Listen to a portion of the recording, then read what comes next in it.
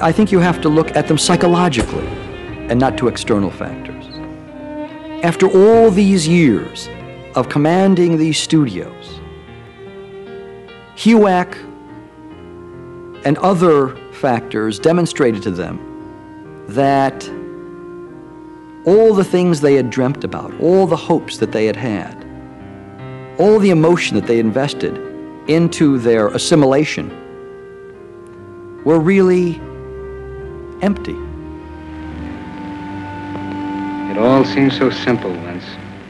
Live your life, do your work. As simple as all that. You find out it's not that easy. Nothing comes free. One way or another, you pay for what you are. Yeah.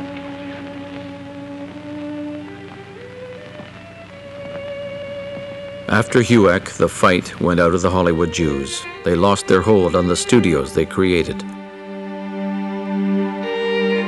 Like the Wizard of Oz, having been exposed as fearful refugees fleeing from themselves, they couldn't go on pretending to be moguls. There are many here to whom I owe a great vote of thanks, and I have appreciation in my heart. Without their aid, their loyalty and devotion, I would not be standing here taking the bow. He lived in 1957. He was fired in 1952. So the last 5 years of his life were heartbreaking. Very sad for me as a child to watch. Paced back and forth. Again, I don't want to extend the lion metaphor excessively, but all that energy was now confined to the home. I mean, that studio was his greater family, and he really couldn't bear it.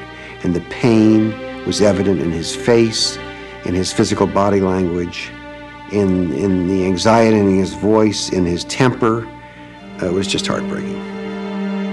As he approached death, Mayer fell back on religion, but not Judaism. He took religious instruction from Fulton J. Sheen, the leading exponent of popular Catholicism. According to some, Mayer was prepared to convert.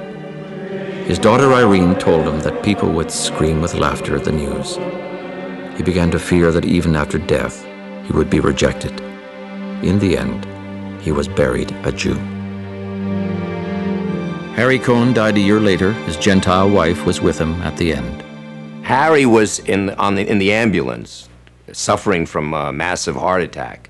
And he was in pain, and he says, "Oh, Jesus Christ," because of the pain from this heart thing. So Joan says, Harry, my Harry, you found Christ, and so she converts him to Catholicism. Well, on the sarcophagus, where Harry, there's a cross and a star on the sarcophagus. And if Harry knew that and knew what Joan did, he'd turn over in his grave. Harry Warner also died in 1958 of a stroke following a bitter argument with his brother Jack. Jack spent his last years in the south of France, playing the gentleman's game of chemin de fer and palling around with faded members of European royalty. He died in 1978 from injuries he received after falling while playing tennis. Carl Laemmle did not live to see HUAC and the end of the studio era. He sold out his interests in Universal in 1936, spent his last years close to his grandchildren, and died in 1939. But Paramount's Adolph Zukor, the first mogul, lived on, becoming a venerated relic of the past. His signature in cement, and then his hand and footprints. He is the first motion picture executive so honored. Alongside many screen immortals to whom he gave their first chance, go the imprints of Mr. Motion Pictures. Promoting Horatio Alger's American Dream to the end, he died in 1976 at the age of 103. In this blessed land, we can go as far as we want if we only put into practice Horatio Alger's deep and abiding faith in honesty, hard work, and decency. Horatio Alger knew that in the United States, every man can aspire to the stars. moguls are gone, but their vision survives. The America of Edison and Rankin has given way to an alien ideology. It isn't the communism or Judaism that the Gentile elite once feared. It's Americanism, as defined by Hollywood. The icons endure. The little guy fighting the odds, the pogrom imagery, the desperate desire to survive, and the various races assimilating to create the ultimate happy ending. I'm not Jewish. Nobody's perfect.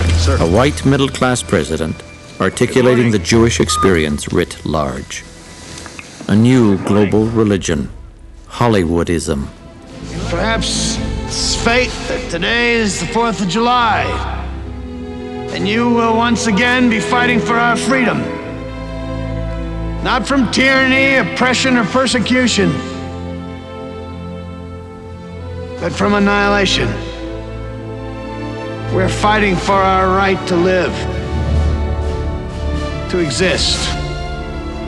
And should we win the day, the 4th of July will no longer be known as an American holiday, but as the day when the world declared in one voice, we will not go quietly into the night. We will not vanish without a fight. We're going to live on. We're going to survive. Today, we celebrate our Independence Day.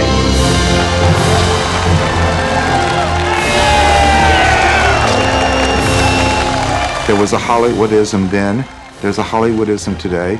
I would go further and say it is what is the ruling ideology of our culture. Hollywood culture is the dominant culture. It is the fantasy structure that we're all living inside.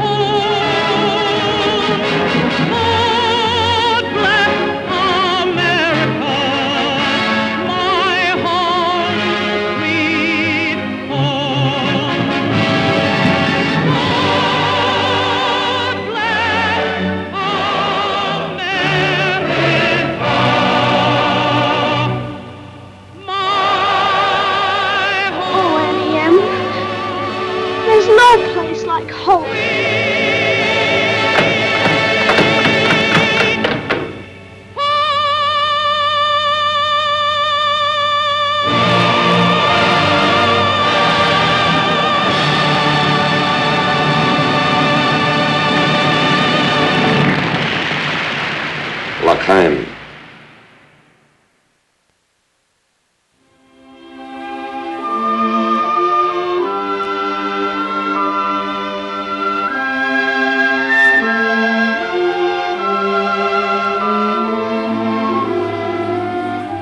What is America to me? A name.